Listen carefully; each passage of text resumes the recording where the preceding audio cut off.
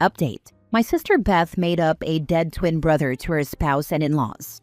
I accidentally outed the lie, but why am I the bad guy here? Original post. Backstory. I'm the eldest of 4 sisters. We're stair-stepped, 2 years apart. I'm 38, Joe is 36, Beth is 34, and Amy is 32. Fake names. Our parents used to joke about how they kept trying for a boy, but finally gave up after girl number 4.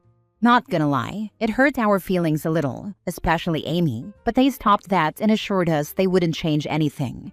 Every one of us has at least one daughter. I am the only sister that has a son. At 17, he's the eldest grandchild, and I'm fairly certain he's my dad's favorite person in the world. They are best friends. It's adorable. Okay, now that you have the backstory, let's talk about tonight. My son, who is very intelligent and absolutely crushed high school, recently received his acceptance letter to a pretty prestigious university. Full ride. We are incredibly proud. My folks wanted to throw him a little congratulatory party, and tonight worked for all of our schedules, which is no small feat, 4 different families with 11 kids between them. So we all headed to the folks' house for pizza and cake. At one point, Amy brought up that it is Sibling Appreciation Day, and Mom said she wanted all of her girls to say what we appreciate about our sisters, and we go youngest to eldest, with most of the compliments going to me, as I was kind of a second mom to them. I told each of my sisters how much I loved them, among other things, and then finished my speech off saying something like, "And I really appreciate that we didn't have any gross boys stinking up our house." All of us but Beth and her husband laughed. Beth's eyes got really big, and her husband, Chase, looked at me like I was something he scraped off the bottom of his shoe. Suddenly, he says, "That's pretty messed up." I said something like, "I don't know, Chase. I've smelled you after your workouts. It's pretty bad." And he got even more mad and said, "How could you talk about Tyler like that?" And Beth starts losing her mind, guys. She's grabbing him by the arm and begging him to hush, saying they need to go home now, etc. So naturally, I'm like, who is Tyler? Well, friends, apparently Tyler is Beth's twin that died during childbirth. And it made our folks and me so depressed that nobody is allowed to speak of him or reference him, ever. Beth forbade him from ever mentioning it to any family member. After Chase told us this, nobody said a word. It was so damn tense. Finally, I just kind of bluntly said, "I'm not sure why, but Beth lied to you about this. I think you guys should talk about it, but I don't want to hear anything else about this tonight, as we're here to celebrate my son." After that, Beth burst into tears and ran into her old bedroom, with Chase, Mom, and Joe following her. The party never fully recovered, and they took off pretty shortly after that. I stayed behind to help clean, so my dad and son could hang some more. While I'm doing the dishes, my mom scolded me pretty harshly about calling Beth a liar. If the baby shoe fits, mother. My dad said I wasn't wrong, but I embarrassed Beth. What the heck was I supposed to do? I was getting chastised over a lie. Absolutely not. Beth also texted me that I screwed her over, and a text from Chase's phone told me I was the actual liar's sister, and everyone knows that. Amy's on my side, but she and Beth always butted heads. Joe claims she's neutral, but she also told me I didn't have to call her out like that. What the heck else was I supposed to do? Just take the lashing? And why is everyone acting like me calling out what I consider to be a pretty heavy lie is worse than the lie itself? How do we resolve this situation? I love my sisters so damn much. They are my best friends. But this is so weird and so wrong to put on me. Now for the top advice before reading the updates. I can't imagine any other response. I really can't. Were you seriously expected to lie along with her? I think that is shocking. I have no idea what she was expecting. I have lied for her before, but saying she's at my house while she's really getting boudoir photos done for him is not the same as lying about a whole person who never existed. It's beyond bizarre. Has she ever told other wild stories? What benefit could she have gotten from the lie? We all lied as kids, age-appropriate stuff. She was more rebellious than the rest of us, though. She'd sneak cigarettes and smoke them out of the window in her room, climb out the window and meet dates, then sneak back in the house. But nothing awful. I'm kind of impressed that after all of that, she managed to convince her husband that you were the liar. Of course, if he still believes her, he's dumb as a brick. I'd think there is proof enough on her birth certificate, as it will state she was a single birth. I will say Chase is not a dummy, and he's typically not malicious. And although nobody really backed me up about this being a lie, at least not in front of me, I think it's pretty obvious that I was telling the truth, as everyone else was obviously confused and dead silent in the moment. I have not responded to the texts, as I'm not looking to burn bridges. I've made many mistakes, and my sisters have graciously forgiven me. I'm just baffled and a little hurt. Now for the first update. Okay, I think we have some answers about the events that occurred last night. I do want to tell everyone who took time to give advice or kind words, thank you. I honestly couldn't read everything. I was, and am exhausted. But I did get an idea of how I wanted to approach everything, thanks to the advice given. I'll get to the update in a few. I just wanted to answer some frequently asked questions and comments real quick. 1. Beth is continuing to lie and Chase is believing it, and your mom and Joe threw you under the bus too. Chase, I think he knew I was being truthful. Also, I said the text came from his phone. I was actually thinking Beth sent it, as that's not Chase's vibe. About Mom and Joe, they didn't throw me under the bus. But I'll go into more detail soon. 2. Is it possible my mom had twins and I just forgot or didn't know about the death? Absolutely not. I was at all of my sisters' births. I don't remember Joe's, but I do remember Beth and Amy's. And there were no multiples, no deaths, no funerals, no depression. 3. The birth certificate will prove it. It sure would, yes. But I'm not about to try to strong-arm my sister into showing her husband her birth certificate. 4. Your sister is mentally ill, also the golden child, and you're the scapegoat. I'm not about to say my sister is sick, but I do think she has some issues, as we all do. There's no golden child and scapegoat in this family. My parents were and are really good about treating all of us fairly and equally. 5. You could have or should have been more tactful, pulled her aside and not called her a liar. Had I known that Tyler was my dead brother, I never would have asked who he was. Chase and I tease each other a lot, and I honestly thought he was about to come out with some kind of funny joke, a la D's nuts. About my lack of tact? I don't know. I think it's pretty lacking in tact to make up a whole dead sibling. And really, facts are facts. She lied, and that's that. The night was about my son, so I squashed the issue and chose to move forward, hoping to end the conversation with as little drama as possible. Okay, so now up to the update. After a night of barely sleeping and my blood pressure dangerously high, I called my mom this morning fully ready to let out an emotionally charged tirade about how I feel they unfairly threw me under the bus and took Beth's side when she objectively did the worst thing.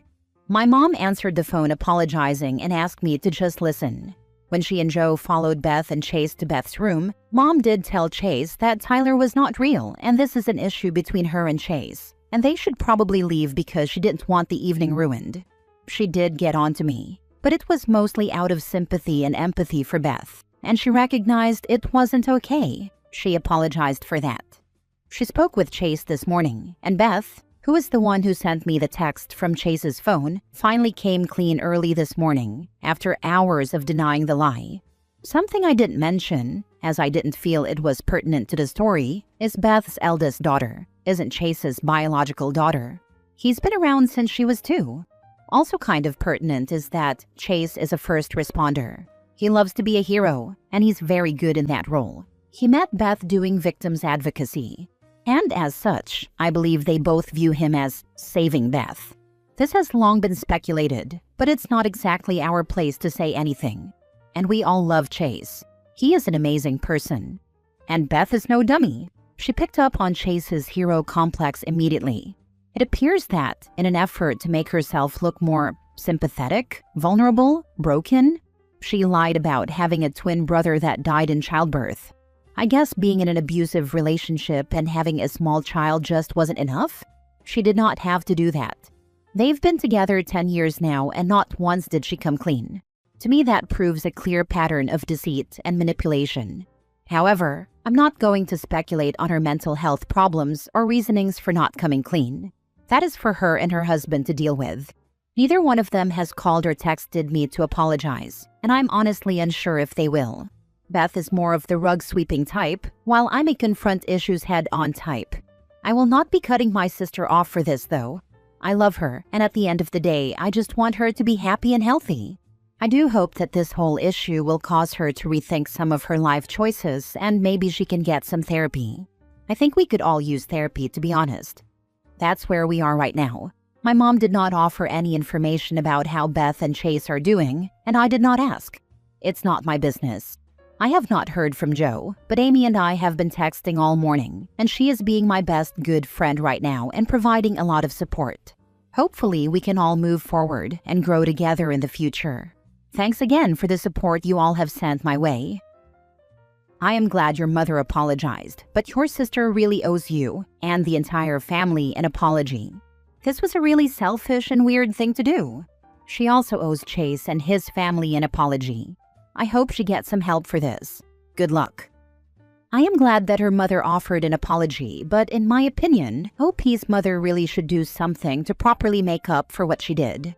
It's one thing to take a side, it's another to berate someone in an emotionally tense situation. That's where that little pit of resentment comes from. But that's just my opinion, and I'm some rando on Reddit. Well, this is why she continues to do this nonsense at her big age. No one holds her accountable. You can't move forward and grow together if people don't take accountability. Your entire family enables her in the worst way. I can't disagree with that. It's not healthy or helpful to rug sweep this issue, right, OP? I say that with love, because sometimes it's hard to see our own behavior and how it affects others. You certainly didn't cause it, but not holding her accountable will send the wrong message. She will never understand why this is so wrong and hurtful. Now for the last update 6 months later. Well, a lot has happened in the past months. I read all your comments, multiple times, and I heard you. I faced some very hard truths about my family and our dynamics, but mostly I grieved.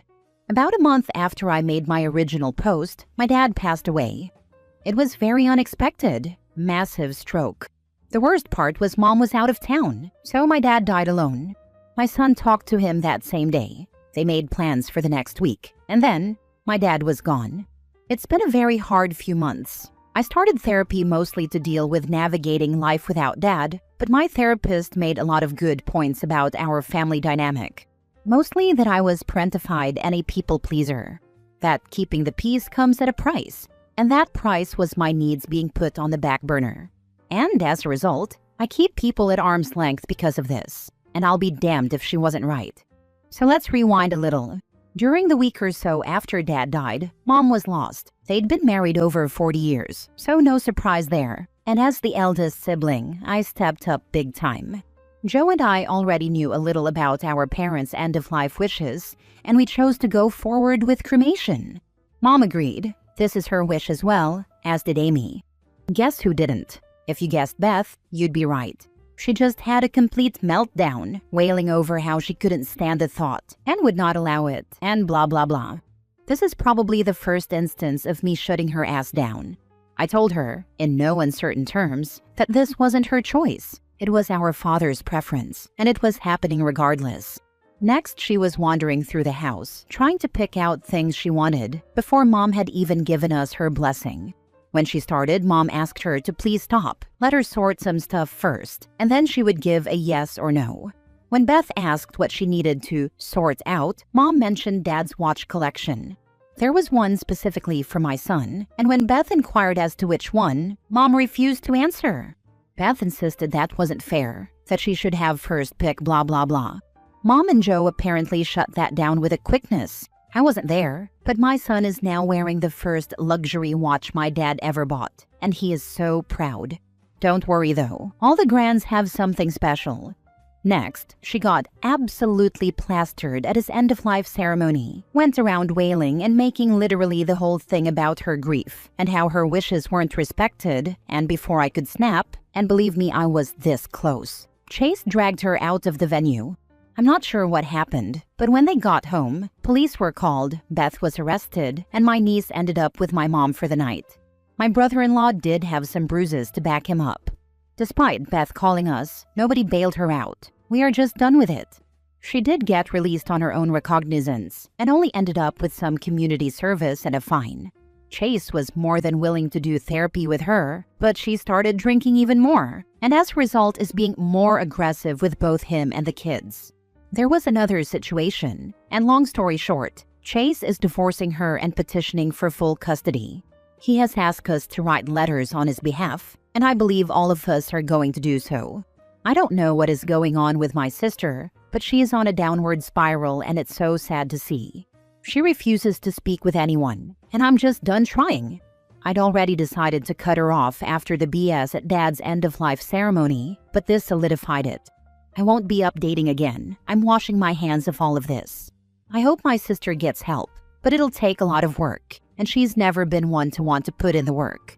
I'm putting myself first for once and concentrating on my children, my husband, and myself. Thanks for listening to me vent. Y'all are almost as good as therapy. Last story. I think my friend is making her child sick on purpose. I'm 17 and my friend, who I'll call Mary, is 18. She has a 4-year-old daughter, who I'll call Lily. Mary had her baby at 14. I have nothing against teen parents, but there are a bunch of weird things Mary does that make me suspicious. First, Lily is always sick. She seems to always have a fever or be throwing up. Mary claims Lily has heart and breathing problems, and she hospitalizes Lily all the time. Every single time they're discharged, 4 or 5 days later, Lily is sick again but with something different. I also see Mary give Lily a lot of medication, and she had Lily fitted with a feeding tube. When Lily seems to be getting sicker, Mary stays very calm. Not very concerned, just calm. It's obvious Mary loves Lily. She's very attentive and is a good parent in many ways, but she constantly complains about how sick Lily is and how they're just trying to get an answer. That behavior makes me uneasy. Another reason I'm worried is that when Lily gets sick, she runs to Mary for comfort, and Mary seems to get a lot of attention from that. What really set off alarm bells for me was when Mary said she wanted to start a TikTok page with Lily, posting about how sick she is and about how many views she'd get for being a teen mom with a sick child. I don't know if I'm overreacting or if these are real pieces of a puzzle, but I wanted to get this off my chest. If you truly believe she's harming her child for likes, call CPS. If you just think she's an annoying attention whore, then stop hanging out with her. Munchausen syndrome by proxy comes to mind. My grandmother suffered from this, and it ruined my entire life when she attempted to steal custody of me from my mom and then gave me a lifelong eating disorder I'm still trying to fight past. Be careful with CPS, though. The Gypsy Rose case has made people overreact about Munchausen. Everyone needs to watch Take Care of Maya. Hospital staff called CPS because they believed a mother had Munchausen. They ended up taking her daughter away from her, and she was so distraught over it she took her own life. It was proven that the little girl was actually sick, so just be absolutely sure before calling CPS.